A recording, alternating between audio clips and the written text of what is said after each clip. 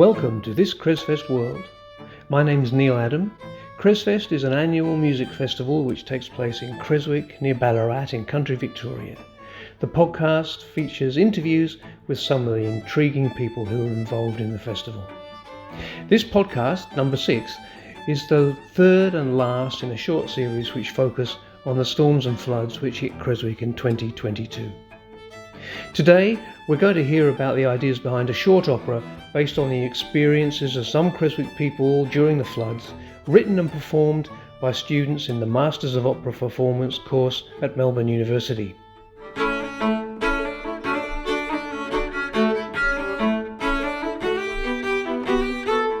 We start off hearing from Professor Jane Davidson, Professor of Opera Studies, and you'll then hear from Mark, one of the Creswick participants, and from Lisette, one of the opera students.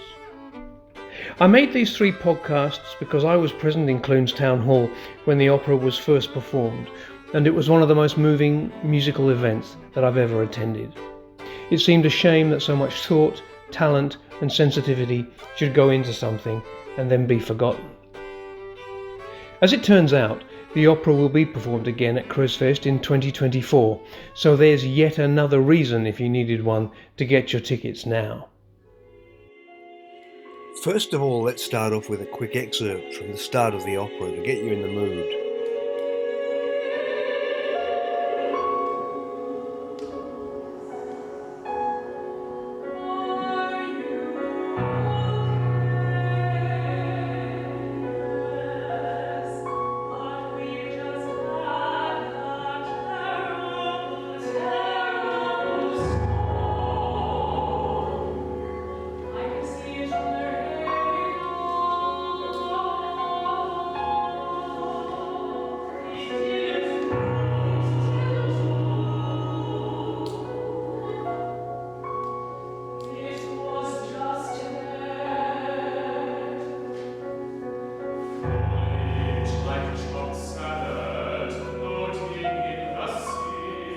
Let's hear first of all from Jane Davidson about the background to the whole thing and where the idea came from. And in 2016 I was asked to revamp, recreate, reimagine, create a Masters in Opera, which I did, building on some of the old stuff and creating some new things. And we launched the course in 2019. And we've had some very successful students come through who've gone on to other greater and more glorious things. Many of them are now either young artists or working in a more ongoing way with Victorian operas. Some of them have gone overseas. Many of them have been placed or won the Herald Sun aria competition. They've done really well for themselves. And what I felt was lacking a little bit, especially in this time when we're reflecting on what is an artwork, what is culture, what role do we have in society, what about equity and diversity, all these things that are challenges for opera, to be honest, because of its history. It's by its very nature, it's Eurocentric, it's got a white tradition behind it, and so on and so forth. I was brought to reflect on my own experiences across my career, and amongst the most satisfying things I've done I've been directing operas a long time, and I got into that really as a schoolgirl, to be honest, managing and then producing and directing shows. And whilst I trained and sang as an opera singer, the things I enjoyed most as an opera singer was when I was having a really creative role in the development of a character, or indeed the material. And for a number of years, I'm obviously from the UK, and for a number of years I ran a small company myself called Sound Bodies, where we developed and devised works. And some of those projects were not really about social justice issues, but were about big things, like the impact of the First World War on people's mental health that wasn't really talked about at the time, and projects like that. And so around many years ago, around 25 years ago, I did devise an opera with a group of students in the UK, when I was really developing my skills in directing myself.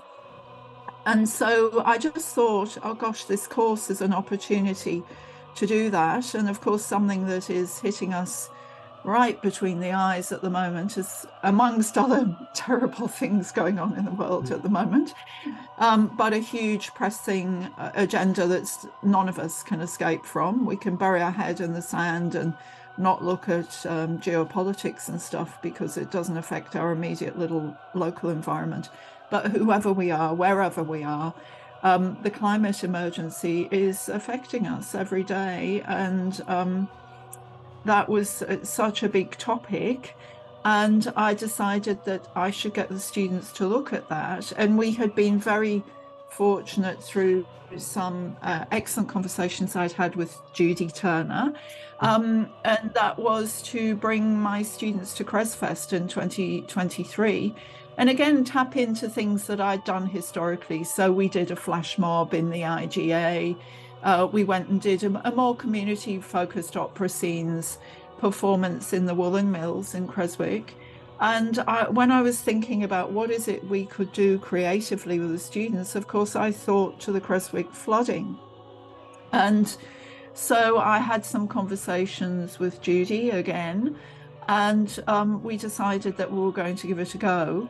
I think initially the students were a little bit shell-shocked by the idea of actually creating from scratch the music as well, because many of them had come through school, perhaps a choral tradition, where they had trained as singers, most of them from being quite young, singing in choirs and so on, and then gradually transitioning into singing on an undergraduate course, some of them from West Australian Academy of Performing Arts, some from University of Melbourne, some from other universities elsewhere, University of Queensland or whatever. I'm not surprised. Sorry, I'm not surprised that some of the students found it a confronting thing because, honestly, the two concepts, opera singing and floods, would not often have appeared together in the same sentence, I don't think. So, the kind of thinking that says an important feature of operatic training would be to involve yourself with local communities and talk about worldwide important issues. That's really interesting thinking, I think. Well, thanks. I mean, it's something I've always been deeply committed to, I have to say, and across my own more creative side of my career, I've always tried to be very inclusive, and I've done a lot of work with older people in communities. And I have a colleague who you probably know, Jeannie Marsh, did a wonderful project a few years ago called Serenading Adela at Pentridge Prison. And she really generated a lot of support from a whole mass of different people, some community choirs, some people who learned about the project just through advertising. And actually that connects a little bit more back to the opera I did many years ago that I devised. And that was about Adela Pankhurst and how she led the resistance against anti-conscription. I mean, she was for anti-conscription, and how she ended up being arrested and put in Pentridge jail. And so that was a community-based street opera that Jeannie was, the linchpin in organising with many other historical groups, choirs, and so on. And I did a little bit of research about that. And so really, in a way, Jeannie refreshed my interest in a way. I mean, I've always had it, but that was the spark that made me think we can be doing issues that are really real, affecting people's everyday lives, be it historically or current. And so that was the motivation. Of course, opera is this incredible form where you've got text, action, music, and often speaking as well, all triangulating to tell us or heighten the same story. And for me, it can be telling you multiple things at the same time. And of course, Mozart does that incredibly brilliantly. I'm doing magic flute at the moment with the students. It's amazing. But on the other hand, things that people can't say, they can feel with the music. Now let's hear a little from Mark, one of the people who lived through the storm with his wife Catherine, and who you heard from in the last episode.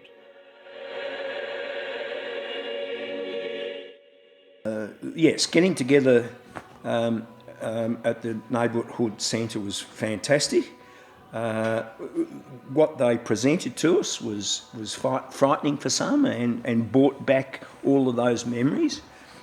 And being considerate, as most are these days, well, you know, do you want us to continue with this, or is it too much to? And most of us said, and I said, well, no, you know, you can't tell a half a story. What's happened and what's happening for people, and how it's affected them is super important. So you got the idea from them that they understood a little about what it had been like, because Catherine before was talking about the confusion of what to do and how. Yes, it was just. She thought that the roof was going to collapse. Yes. She thought she was going to die. Dylan thought he was going to die, but more particularly that Catherine was already dead because she wasn't in the house. There's still some people that aren't in their accommodation yet. Yes. There's a few gone in the last week. Yeah. But yeah, and there's so many that we don't really know about either, that have just, you know, plodded along and done their thing and tried to work it out themselves.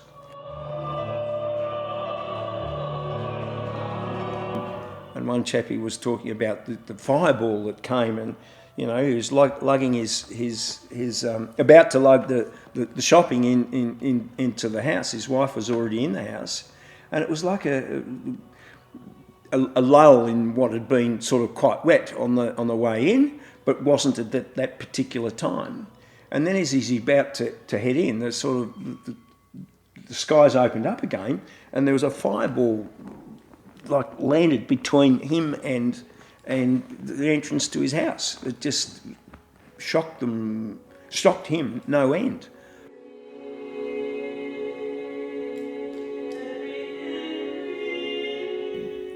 Funnily enough, there was a few things that I happened to say on the day in the neighbourhood house that they'd picked up on, and it was it was really poignant about how they were able to put music and sound and capture the gravity of what would have been going on. You listened to the young singers giving their performance, and I was in the room there as well. Probably 150 people were present that day in Clunes Hall. It's a beautiful old gold era Victorian country town hall. I can remember the effect on the room of the singers coming down off the stage and standing around the crowd and singing to people. Yes, yeah, no, absolutely wonderful. Tugging on the heartstrings. There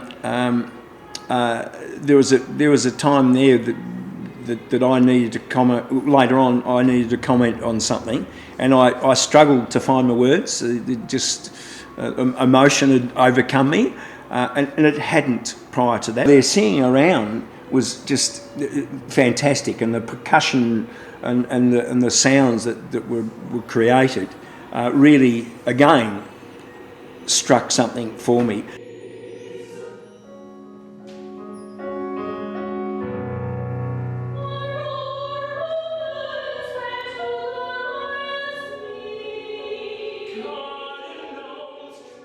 Now let's hear from Lisette, one of the lead singers in the opera.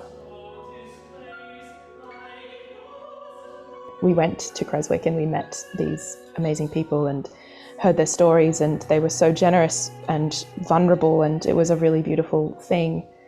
But I think for those first 6 weeks, we were unsure of what it meant, of just the impact that it would have. We weren't really And yeah, we were just kind of like having fun making music, and then meeting these people and hearing their stories, and that feeling so humbled and honoured that they would trust us to tell those stories and to speak to those stories. And then we were all suddenly so anxious and that we really wanted to. So from then on, it became more of a, so I'd say that's, I guess, the first kind of 6 weeks we were just, it was just like a really exciting project of making music together. And then it became, after the interviews, the initial interviews, hearing their stories, it really became something so much more special, like in a way that I didn't expect, didn't realize would happen.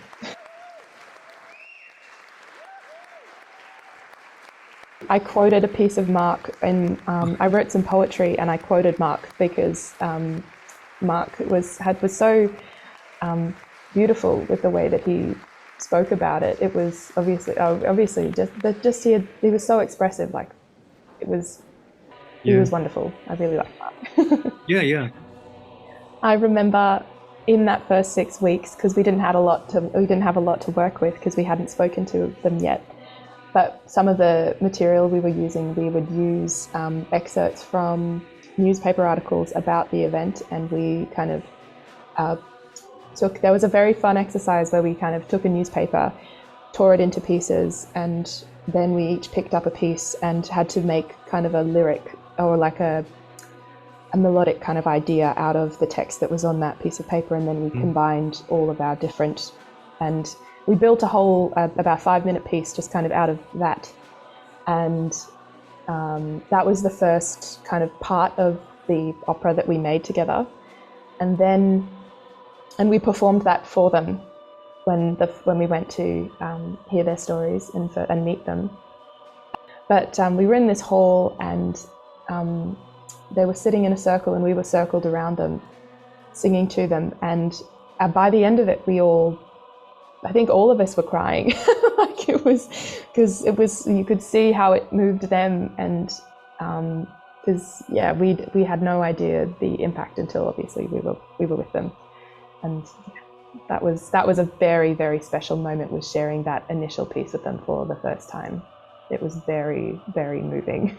There's something very different, isn't there, about experiencing other people's trauma at first hand, rather than, you can see pictures of the storms in Creswick on the evening news, and you can see somebody being interviewed saying, the water came through my house, and then 24 hours later the news cycle has moved on to the next big thing, and people are left with their lives sort of in pieces. And most of us don't carry that stuff with us forever. Some of their stories were quoted verbatim in the work itself. Which we wanted to make sure that every story was represented in some way, whether that was like through like a direct quote, or there was an incredible story of like a lightning hitting the ground as like he was getting out of his car and it was almost struck by lightning. There was a story of a mother with 5 children on the table. And we wanted to make sure that because they were so vulnerable, we really wanted to make sure that all of those stories were represented in some way, and in a way that was very respectful.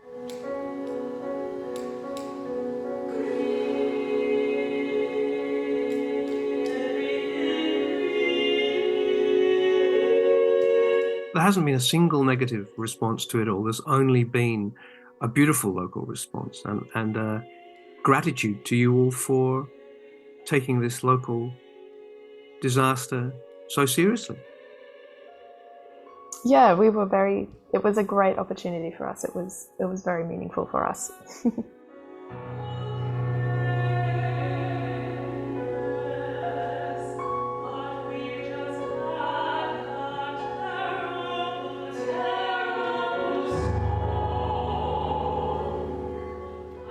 For a final word, let's go back to Professor Jane Davidson to hear what she thought about the end result.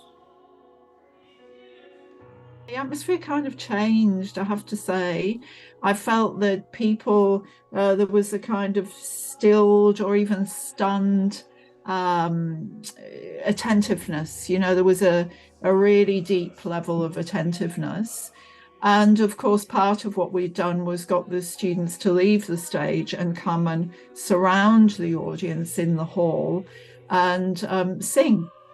And of course, if you haven't been in the middle of a lot of classical singers singing together, you can't imagine A, how loud it is, but B, also how, visceral it is. It really affects your heart rate. It affects how you feel. And so for them to sing these shifting harmonies and sometimes make sounds that were improvisatory and a little bit more cry-like or whatever, different kinds of sound effects, I think people were very struck by that.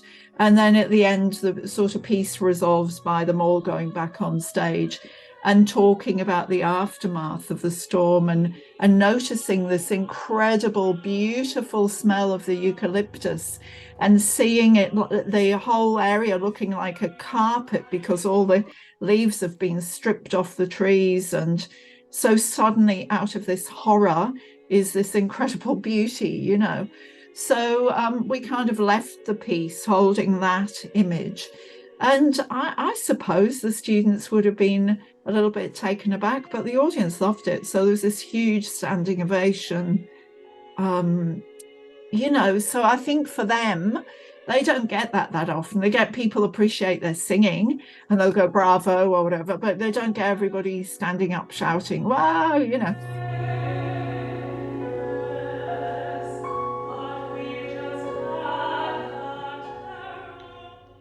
I want to thank Professor Jane Davidson and CresFest Director Judy Turner for hatching the plans that brought about such a beautiful end result.